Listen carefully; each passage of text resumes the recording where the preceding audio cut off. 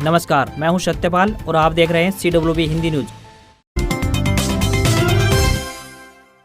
अगले महीने से मिलेगा BPL कार्ड का लाभ। हरियाणा सरकार ने किया ये ऐलान। सिरसा में अनेक उपभोक्ताओं के पास मोबाइल पर उनके नाम और परिवार पहचान पत्र यानी PPP ID के साथ एक मैसेज आ रहा है कि अगले महीने से आप BPL राशन कार्ड का लाभ उठा सकते हैं। राशन लेने के लिए कृपया अपने नजदीकी राशन की दुकान पर जाएं। हरियाणा सरकार इन मैसेज के बारे में खाद्य महापूर्ति विभाग के अधिकारियों से पूछा गया तो उन्होंने बताया कि ये मैसेज चंडीगढ़ से भेजे जा रहे हैं। राज्य सरकार द्वारा बीती 7 अप्रैल से सिरसा व कुरुक्षेत्र जिले से BPL कार्ड बनाने का अभियान शुरू किया गया है।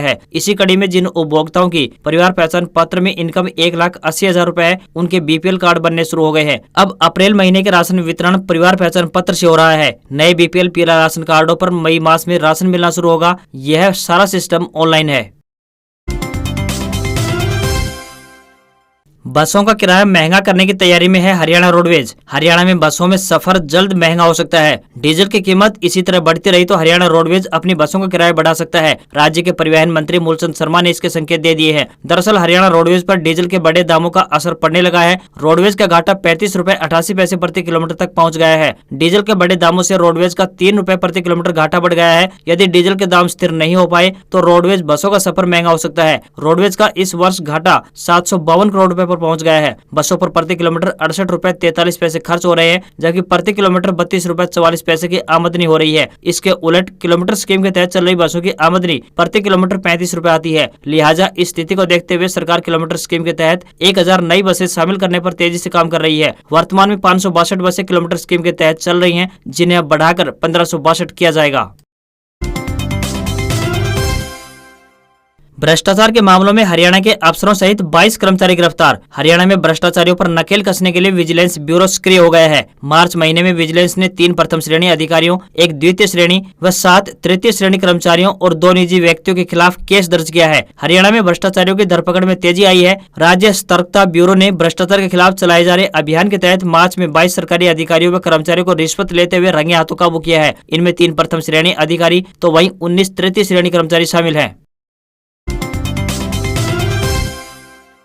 SYL के मुद्दे को लेकर दिल्ली के मुख्यमंत्री अरविंद केजरीवाल की मुसीबतें खत्म होने का नाम नहीं ले रही हैं। पंजाब में सत्ता हासिल करने के बाद हरियाणा में अपनी सियासी जमीन मजबूत करना केजरीवाल के लिए चुनौती साबित हो रहा है। दिल्ली के मुख्यमंत्री और आम आदमी पार्टी के संयोजक अरविंद केजरीवाल के लिए हरियाणा में सतलुज यमुना लिंक यानी SYL सिरदर्द साबित हो रहा है। पंजाब में सत्ता हासिल करने के बाद हरियाणा में अपनी सियासी जमीन मजबूत करने में जुटे केजरीवाल के लिए SYL का मुद्दा चुनौती बन गया है। अभी तक पार्टी इस मामले पर पंजाब और हरियाणा के लिए कोई एक राय नहीं बना पाई है। वहीं इस बीच कुरुक्षेत्र में आम आदमी पार्टी के राज्यसभा सांसद सुशील गुप्ता के एक बयान से प्रदेश की राजनीति में बवाल खड़ा हो गया है। उन्होंने दावा करते हुए कहा है कि 2024 में हम हरियाणा में सत्ता हासिल कर रहे हैं और 2025 में SYL नहर का पानी हरियाणा के हर क्षेत्र में पहुंचाएंगे। यह हम गारंटी नहीं बल्कि वादा करते हैं। वहीं उनके इस बयान पर हरियाणा में राजनीतिक दलों कांग्रेस भाजपा ने अरविंद केजरीवाल की घेराबंदी तेज कर दी है। केजरीवाल के लिए अब यह मुश्किल है कि वो किस राय के साथ हरियाणा की जनता से वोट मांगने जाएं। उनके सामने दुविधा है कि वह हरियाणा के हक की बात करें या पंजाब की, क्योंकि केजरीवाल खुद हरियाणा के बाशिंदे हैं। वहीं पंजाब में सरकार बनते ही मुख्यमंत्री भगवंत मान ने भी पिछली सरकारों की तर्ज पर हरियाणा को पानी न देने का राग अलापना शुरू कर इस मुद्दे को और हवा दे दी है।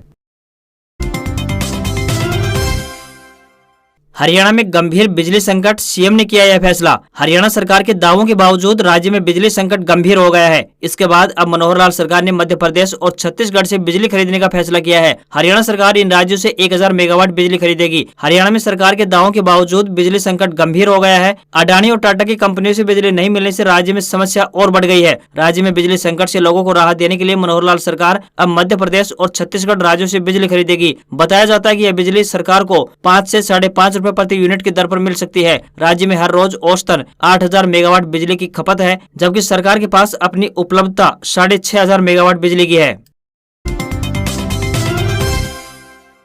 हरियाणवी अभिनेता दरियाव सिंह मलिक का निधन। पानीपत के ग्राम उगराखेड़ी में ली अंतिम सांस। 82 साल के थे राष्ट्रपति अवार्डी कलाकार। हरियाणा की पहली सुपरहिट फिल्म चंद्रावल ने कई कलाकारों को नाम और शोहरत दी थी और उन्हीं में से एक थे अभिनेता और कॉमेडियन दरियाव सिंह मलिक। हरियाणवी संस्कृति का ये सितारा अपने अंतिम सफर पर निकल गया है और हरियाणवी सिनेमा में कॉमेडियन दरियाव सिंह मलिक का नाम सबसे पुराने और पॉपुलर लोगों में हमेशा गिना जाता रहेगा। 86 साल के दरियाव सिंह मलिक अपनी हाजिर जवाबी और चुटकुले सुनाने के लिए मशहूर थे और चंद्रावल फिल्म में रूंडा के किरदार ने उनको हरियाणा में पहचान की वो ऊंचाइयां दी जो बहुत कम लोगों को नसीब होती है। दरियाव सिंह मलिक ने चंद्रावल, लाडो बसंती, फूल बदन, बैरी, क्या सुपने का जिक्र, छोरी सपेले की, जर जोरू और जमीन, जाट, कड़वा सच समेत लगभग 19 फिल्मों में हास्य अभिनेता का किरदार निभाया। दरियाव सिंह मलिक पानीपत के गाँव उगराखेड़ी के रहने वाले थे। Matric pass Dariyav Singh Malik Hindi, Punjabi, English सभी भाषाओं को बड़ी बखूबी तरीके से बोलते थे। दरियाव सिंह मलिक बताते थे कि 8 में आज तक किसी भी जाट को राष्ट्रपति पुरस्कार से सम्मानित नहीं किया गया और वह पहले ऐसे जाट है जिन्हें कला में राष्ट्रपति पुरस्कार से सम्मानित किया गया। इतना ही नहीं, उन्हें हरियाणा का बेस्ट हास्य कलाकार के लिए भी सम्मानित किया गया था। उनके निधन से हरियाणवी कलाकारों एवं जनता में शोक की लहर दौड़ गई है। दोपहर 1 बजे उगराखेड़ी शमशान घाट में उनका अंतिम संस्कार कर दिया गया। उनके बेटे ने उनकी चिता को मुखाग्नि दी। यूपीआई से होने वाली ठगी से आपको बचाएंगे ये तरीके। अगर आप फोन पे, गूगल पे या फिर किसी भी यूपीआई से लेन देन कर रहे हैं तो ये खबर आपके और सिर्फ आपके लिए है, क्योंकि ये खबर देखने के बाद आप यूपीआई से होने वाली ठगी का शिकार नहीं होंगे। नंबर 1 पॉइंट की बात करें तो ग्राहक सेवा केंद्र, बैंक, सरकारी संस्थान या फिर नामी ग्रामी कंपनी के नाम से कॉल करने वालों को कभी भी यूपीआई आईडी और पिन साझा नहीं करें। हमेशा कॉल करने वाले या संदेश भेजने वाले के बारे में ज्यादा से ज्यादा जानकारी जुटाएं। यदि कोई आपसे पिन की जानकारी मांगता है तो वह धोखेबाज हो सकता है। नंबर 2 पॉइंट की बात करें तो जरूरी जानकारी या फिर केवाईसी अपडेट कराने का दावा करने वाले ग्राहक सेवा प्रतिनिधि को कभी भी अपने मोबाइल या फिर कंप्यूटर का एक्सेस नहीं दें। नंबर 3 पॉइंट की बात करें तो इनाम, कैशबैक या फिर पैसे का लालच देने वाली किसी भी वेबसाइट से लेन देन नहीं करें। ऐसे धोखेबाज छोटे लेन देन के जरिए अपनी यूपीआई आईडी और पिन की जानकारी ले सकते हैं। एक बार पिन मिलने के बाद वे आपके बैंक खाते से सारा पैसा निकाल सकते हैं। नंबर 4 पॉइंट की बात करें तो यूपीआई पिन को हर महीने बदलें। ऐसा न होने पर कम से कम 3 महीने में यूपीआई पिन को जरूर बदलें। खाते को सुरक्षित रखने के लिए यह एक अच्छी आदत है। नंबर 5 और अंतिम पॉइंट की बात करें तो धोखाधड़ी से बचने के लिए यूपीआई पर रोजाना लेन देन की जाने वाली राशि की समय सीमा भी तय कर सकते हैं। हरियाणा में जल्द ही सरकारी नौकरियों में बम्पर भर्ती होगी। राज्य सरकार अधिकारियों और कर्मचारियों की हजारों रिक्त पदों को भरेगी। अनुमान है कि करीब 60,000 पदों पर युवाओं की भर्तियां की जाएंगी। हरियाणा सरकार के सभी सरकारी विभागों और बोर्ड निगमों में प्रथम और द्वितीय श्रेणी अफसरों से लेकर तृतीय और चतुर्थ श्रेणी कर्मचारियों के रिक्त पदों को भरने के लिए तैयारी है। सरकार ने 2 दिन के अंदर अंदर सभी प्रशासनिक सचिवों, विभागाध्यक्षों और बोर्ड निगमों के प्रबंध निदेशक व मुख्य प्रशासकों से मौजूदा स्टाफ और रिक्त पदों का पूरा ब्यौरा तलब किया है। मानव संसाधन विभाग ने इस संबंध में लिखित आदेश जारी करते हुए सभी विभागों को हर हाल में 22 अप्रैल तक ऑनलाइन पोर्टल के जरिए पूरा ब्यौरा उपलब्ध कराने के निर्देश जारी किए हैं। साथ ही इस साल 31 दिसंबर तक सेवानिवृत्त यानी रिटायर हो रहे अफसर कर्मचारियों की जानकारी भी मांगी है, ताकि इन पदों के लिए पहले से ही भर्ती प्रक्रिया शुरू की जा सके। इनमें से 50,000 भर्तियां हरियाणा एसएससी और 10,000 भर्तियां एचपीएससी के जरिए सिरे चढ़ाई जाएंगी। ग्रुप सी और डी के पदों को भरने के लिए संयुक्त पात्रता परीक्षा यानी सीईटी जून के पहले पखवाड़े में होनी है। मौसम अपडेट। हरियाणा में अंधड़ के साथ हल्की बारिश से 5 डिग्री गिरा तापमान। जानिए आगे कैसा रहेगा मौसम। वर्तमान मौसम प्रणाली पश्चिमी विक्षोभ का असर हरियाणा और दिल्ली एनसीआर के अधिकतर स्थानों पर दिखाई दिया, जिसकी वजह से संपूर्ण हरियाणा में एनसीआर में आंधी के साथ हल्की बूंदाबांदी की गतिविधियां देखने को मिली। बुधवार रात्रि से ही संपूर्ण इलाके पर बादलवाई और अल सुबह से तेज गति की हवाएं 40 से 50 किलोमीटर प्रति घंटे की रफ्तार से चलने की वजह से संपूर्ण इलाके का मौसम सुहावना बन गया। पिछले कई दिनों से भीषण गर्मी से लोग परेशान थे, जिससे आमजन को भीषण गर्मी से राहत मिली। अब प्रदेश में 22 अप्रैल यानी आज से फिर से पारा चढ़ने लगेगा और मौसम खुश्क रहेगा। फिर बढ़ रहा कोरोना। दिल्ली, हरियाणा के बाद पंजाब में भी मास्क पहनना हुआ अनिवार्य। देश में कोरोना के मामले फिर से बढ़ने लगे हैं। पिछले 24 घंटे में 2380 नए केस सामने आए हैं, जबकि 4 लोगों की मौत हुई है। नए मामलों में 3 राज्यों की हिस्सेदारी सबसे ज्यादा है। ये 3 राज्य हैं दिल्ली, यूपी और हरियाणा। दिल्ली में पिछले 24 घंटे में 1009 मामले दर्ज हुए हैं, जबकि हरियाणा में 310 और यूपी यानी उत्तर प्रदेश में कोरोना के 168 मामले सामने आए हैं। वहीं देश में बढ़ते कोरोना के मामलों को देखते हुए पंजाब सरकार ने भीड़ भाड़ वाले जगहों पर मास्क पहनना अनिवार्य कर दिया है। इससे पहले दिल्ली सरकार ने मास्क न पहनने पर 500 रुपए का जुर्माना लगाने का प्रावधान किया था। हरियाणा और उत्तर प्रदेश के कुछ जिलों में भी मास्क अनिवार्य किया गया है। हालांकि एक्सपर्ट की माने तो हालात डरावने नहीं है।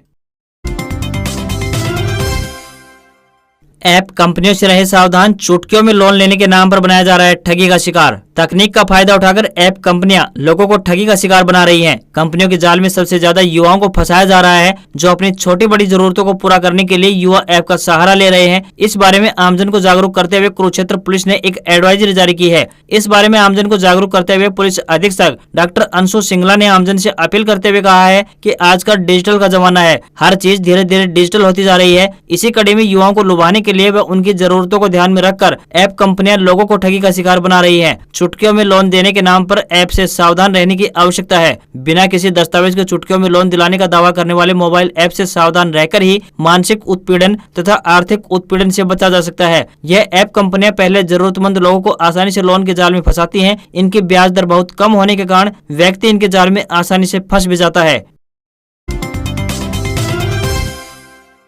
काम की बात, कोई आपके आधार कार्ड का गलत इस्तेमाल तो नहीं कर रहा है? घर बैठे 2 मिनट में आप भी चेक कर सकते हैं। आधार कार्ड एक जरूरी दस्तावेज है। अगर आपको ये डर सता रहा है कि कहीं आपके आधार कार्ड का कोई गलत इस्तेमाल न कर रहा हो, तो आप खुद घर बैठे इसे चेक कर सकते हैं। आप ऑनलाइन घर बैठे चेक कर सकते हैं कि आपके आधार नंबर का कब और कहां इस्तेमाल हुआ है। सबसे पहले आप आधार की वेबसाइट या इस लिंक यानी uidai.gov.in पर जाना होगा। यहाँ आधार सर्विसेज के नीचे की तरफ आधार ऑथेंटिकेशन हिस्ट्री का ऑप्शन मिलेगा। इस पर क्लिक करें। यहाँ आपको आधार नंबर और दिखाई दे रहे सिक्योरिटी कोड को डालकर सेंड ओटीपी पर क्लिक करना होगा। इसके बाद आधार से लिंक रजिस्टर्ड मोबाइल नंबर पर वेरिफिकेशन के लिए एक ओटीपी आएगा। यह ओटीपी डालकर सबमिट पर क्लिक करें। इसके बाद आपको ऑथेंटिकेशन टाइप और डेट रेंज और ओटीपी समेत मांगी गई सभी जानकारी भरनी होंगी। यहाँ आप 6 महीने तक का डेटा देख सकते हैं और इस तरह आप पता लगा सकते हैं कि आपके आधार कार्ड का कोई गलत इस्तेमाल तो नहीं कर रहा है। हरकतों से बाज नहीं आ रहा पाकिस्तान। करतारपुर कॉरिडोर के जरिए जासूसी की साजिश, श्रद्धालुओं के बीच मौजूद आईएसआई के अफसर। भारत और पाकिस्तान के बीच खोले गए करतारपुर कॉरिडोर से लाखों श्रद्धालुओं को राहत मिली है, लेकिन इस पवित्र कार्य में भी पाकिस्तान के नापाक इरादे सामने आए हैं। जानकारी के मुताबिक पाकिस्तान की खुफिया एजेंसी आईएसआई करतारपुर कॉरिडोर का इस्तेमाल तीर्थ यात्रा पर जाने वाले भारतीयों से मिलने और खुफिया जानकारी जुटाने के लिए कर रही है। ये गतिविधियां भारत पाकिस्तान के बीच 2019 में साइन किए गए करतारपुर साहिब कॉरिडोर समझौते के खिलाफ है। रिपोर्ट्स में ये भी कहा गया है कि पाकिस्तान ने करतारपुर कॉरिडोर में जासूस तैनात किए गए हैं। ये खुफिया अधिकारी करतारपुर कॉरिडोर के रास्ते करतारपुर साहिब जाने वाले भारतीय नागरिकों से आम लोगों की तरह बातचीत करके कुछ खुफिया जानकारी जुटाने की कोशिश करते हैं। इस गलियारे का मकसद केवल धार्मिक यात्रा है, लेकिन पाकिस्तान इसका गलत इस्तेमाल अलग अलग कार्यों के लिए कर रहा है। आपको यहाँ बताते चलें कि 2018 में गुरदासपुर के डेरा साहब नानक से एलओसी तक करीब 4 किलोमीटर लंबे करतारपुर साहिब कॉरिडोर का शिलान्यास हुआ। 9 नवंबर 2019 को करतारपुर कॉरिडोर का उद्घाटन किया गया था। बता दें कि गुरु नानक देव जी ने करतारपुर साहिब में ही सिख धर्म की स्थापना की थी। यहीं पर नानक देव जी ने समाधि ली थी, इसलिए इस स्थल का सिखों के लिए बहुत ज्यादा महत्व है, लेकिन पाकिस्तान इसका गलत इस्तेमाल करने से बाज नहीं आ रहा है। पंजाब में 2000 किसानों के गिरफ्तारी वारंट। खेती विकास बैंकों का कर्जा नहीं लौटाया, 60,000 किसान डिफॉल्टर। पंजाब में सरकार बदलते ही किसानों की धरपकड़ शुरू हो गई है। खेती विकास बैंकों का कर्जा नहीं लौटाने वाले किसानों पर सीएम भगवंत मान की सरकार यह एक्शन कर रही है। इसके लिए राज्य में 2000 किसानों के गिरफ्तार वारंट जारी किए गए हैं। इनमें कुछ नए हैं, जबकि कुछ पुराने वारंट भी रिन्यू किए गए हैं। सरकार को 71,000 किसानों से 3200 करोड़ की वसूली करनी है। इसका पता चलते ही किसान संगठन भड़क उठे हैं। उन्होंने सरकार को विरोध की चेतावनी दे डाली है। हालांकि इस मुद्दे पर सरकारी अफसरों ने चुप्पी साध रखी है। पंजाब में 60,000 किसान डिफॉल्टर हुए हैं, जिन पर लगभग 2300 करोड़ का कर्जा बकाया है। इनमें से ही फिलहाल सख्ती कर 1150 करोड़ वसूल करने की तैयारी है। बता दें कि पिछले सीजन में बैंक सिर्फ 200 करोड़ ही वसूल कर पाया था। वहीं एक अन्य खबर पर नजर डालें तो दूसरी तरफ आम आदमी पार्टी सरकार ने पंजाब में पुलिस को दी गई गारंटी पूरी कर दी है। अब ऑन ड्यूटी किसी भी पुलिसकर्मी की मौत पर परिवार को 1 करोड़ रुपए का मुआवजा दिया जाएगा। इसके अलावा पुलिस वेलफेयर फंड भी 10 करोड़ से बढ़ाकर 15 करोड़ कर दिया गया है। पंजाब में पहली बार 23,000 पुलिसकर्मियों को एक साथ संबोधित कर सीएम भगवंत मान ने यह ऐलान किया है। वहीं चुनाव प्रचार के वक्त पठानकोट में रैली के दौरान आप संयोजक अरविंद केजरीवाल ने पुलिसकर्मियों को यह गारंटी दी थी। आसमान में ग्रहों का दुर्लभ संयोग। 24 जून को सीधी रेखा में होंगे बुध, शुक्र, मंगल, बृहस्पति, शनि। बिना टेलीस्कोप के भी देखे जा सकेंगे। यदि आप स्पेस और खगोलीय घटनाओं को लेकर उत्साहित रहते हैं और ग्रहों और तारों को देखना पसंद करते हैं, सही वैज्ञानिक उपकरण नहीं होने की वजह से आप अपने शौक को पूरा नहीं कर पा रहे हैं, तो 24 जून आपके लिए सही दिन है। फिर चाहे आपके पास दूरबीन हो या फिर न हो, ग्रहों का एक सीधी रेखा पर दिखाई देना अद्भुत और अनोखा माना जाता है। 24 जून को बुध, शुक्र, मंगल, बृहस्पति, शनि, यूरेनस और नेपच्यून ग्रहों को सुबह आकाश में भारतीय समयानुसार सूर्योदय से पहले एक सिद्ध में देखा जा सकेगा। अप्रैल के आखिरी हफ्ते से लेकर मई की शुरुआत तक इसे बिना टेलीस्कोप के भी देखा जा सकेगा। ग्रहों की पहचान आसान है। तारे टिमटिमाते हैं, जबकि ग्रहों की चमक स्थिर होती है। शुक्र सभी 4 ग्रहों में सबसे चमकीला होगा, बृहस्पति दूसरा सबसे चमकीला और सूर्य से बहुत दूरी के कारण शनि अन्य तीनों की तुलना में कम स्पष्ट दिखाई देगा। वहीं नारंगी रंग का होने की वजह से मंगल को दूसरे ग्रहों के मुकाबले सबसे आसानी से पहचाना जा सकता है। आज खबरों में बस इतना ही। देखते रहिए CWB हिंदी न्यूज। नमस्कार।